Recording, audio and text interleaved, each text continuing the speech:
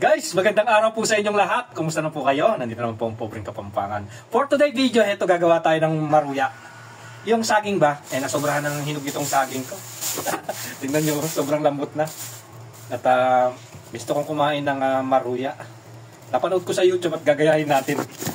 At ito, saging. Tingnan nyo, na-overripe na. Sobrang lambot. Gagawa tayo guys. Ganito lang pala paggawa nito. Try ko lang. First time kong gagawa ng maruya o baruya, sinasabi nila.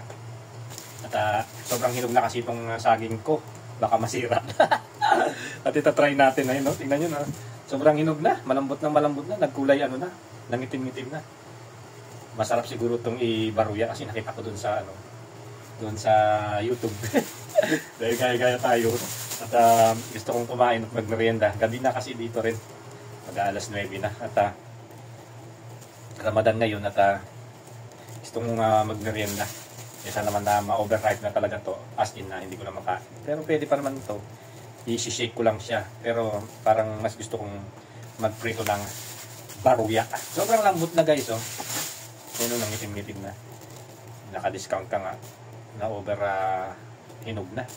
So, ang ingredients niya daw guys, ay eto, buti na lang may arena ako. Tsaka powder milk.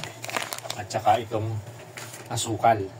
At lalagyan daw ng asin at lalagyan ng pampaalsa. Try natin kung masarap itong gagawin ko. Ito at saka nga pala may itlog pa pala. Lalagyan natin ng 2 itlog ko. Itlog ko daw. So ito yung itlog ko. 2 yan. Lalagyan natin ng itlog. Ayan. 2 egg at lalagyan natin ng arena. Bahala na kayo magkansa dahil marami itong ating banana. Ayan. Hindi ko na siya tinansa basta yung tama lang sa mag-coated dun sa ating banana. Banana fritter. At itong powder milk. Diyan natin siya. Tingnan nga natin kung masarap itong milk itong gatas nito. Masarap kaya itong gatas. Masarap siya kung binili kong gatas na to. Nabili ko to sa Goksha. 5 real lang. Ayan. At lagyan natin ng asukal. First time kong gumawa ng baruya guys. Hindi ko alam kung tatama to sa swak na palasa ko. Lagyan natin ng konting asin. Lagyan ba? Ba't may asin pa? O yung yes, konti lang. Para umalsa. Ayan. At ayan. Hatiin natin baruya. Ayan guys, ayan muna natin itong ating arena. Nasawin natin dun sa itlog kaya kaya kalalabasan itong baruya ko. Ayan guys, so gradong masarap ito guys. Lagyan natin yung saudia fresh milk para maano lang yung yung arena niya kasi napaka sticky niya. Yung hindi siya sticky ba yun o yung matigas. Yung sticky yung maano pala marayupot, hindi pala to sticky. Ayan, at lilagyan natin siya ng fresh milk. O, diba?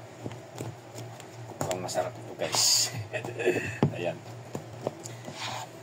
Baruya. O, diba? Para siyang pastillas. Ito yung ginagawa namin pastillas eh. Yung meron siyang arena powder milk. Pero wala siyang itlog. Ano lang siya? Powder milk arena. At ayan o. So, ito yung ating banana. At ilagay natin dito guys. Nalaglag. At ayan. Diba? Mukhang marami ito Lagay na natin lahat guys. Ayan. Mix na natin siyang ganyan. Baruya. Hindi ko na siya masyadong lalagyan ng asukal dahil matamis na tong ano natin, saging. So magpainit na tayo ng ating kawali at prito na natin to. Tayo na. Ayan, magpainit na tayo ng ating kawali. At lagyan natin ng, ayan, lagyan natin ng mantika. Painitin natin ng mainit na mainit itong mantika ng ilang minuto.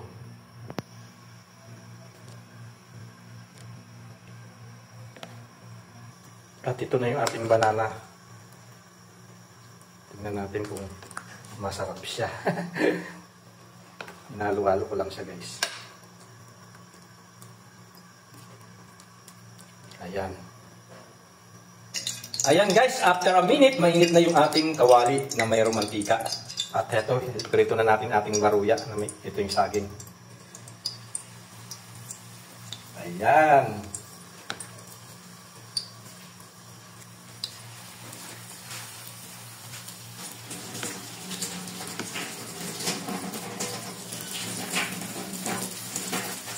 Ayan, guys.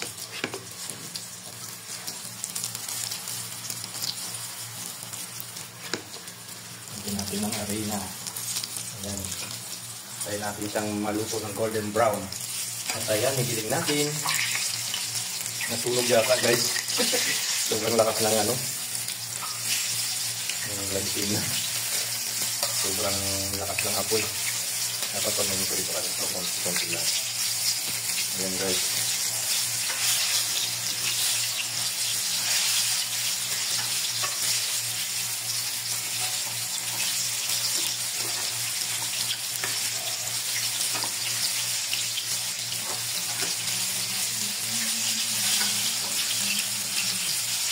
Ang aking baruya.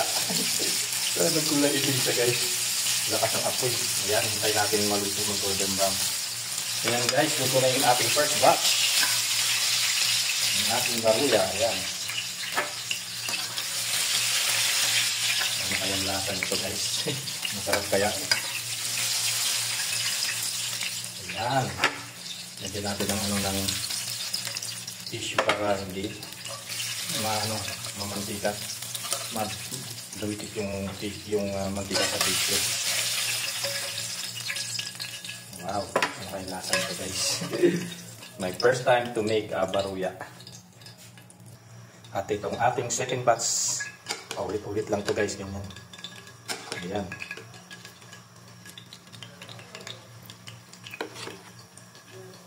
Masarap kaya ito? Meron kasi may gatas yan, guys.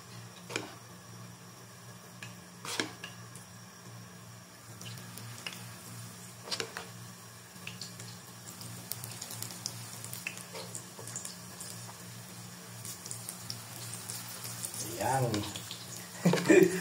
Natakam kasi ako. Nanonood kasi ako ng YouTube at nakita ko ito. At ano kayong gagawin ko ako sa saging ko. Ayan.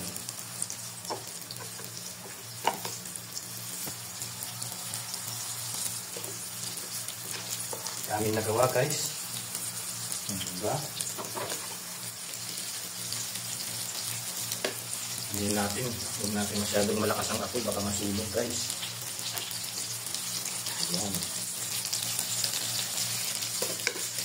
Itong matira ng mga nilagyan natin ng ano. Para hindi magkahiwa-hiwalay yung saging.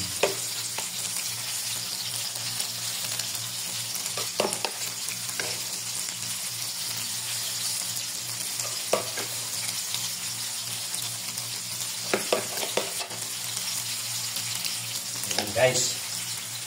So ayan, guys, after a minute, balibag ka rin natin. Sa kabilang side naman para maprito.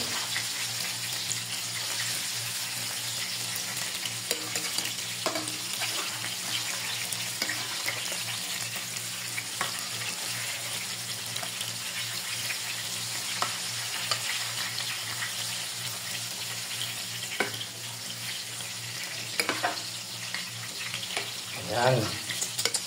Ang sarap! Naamoy ko na. Matamis-tamis to, guys. Ayan ang aking maruya. Diba? Kaya natin maprito yung sa side. Ganyan ang pagluluto ng baruya. Ewan ko kung anong lasa nito guys. First time ko talaga. Guys, ito na yung second batch. Sarap. Meron na tayong merienda with next snack. Ayan.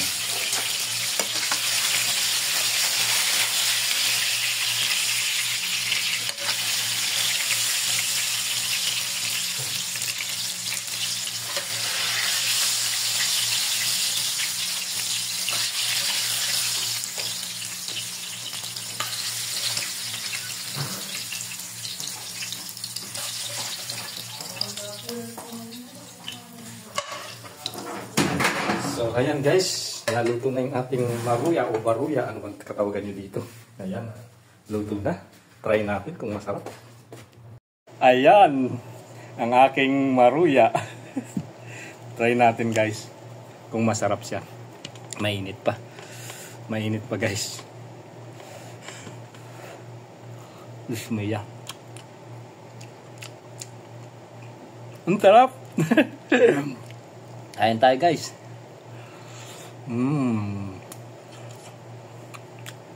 Ang sarap.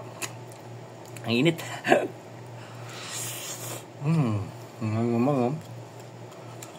Tawan na rin kayo. Ito yung maganda ko hanggang mamaya. Yung midnight snack ba? Di ba ting? Pobreng Kapampangan at ayan, meron na naman kayo natutunan sa pagluluto ng baruya. Simple. Baruya. Di ba ting? Pobreng Kapampangan ulit. God bless.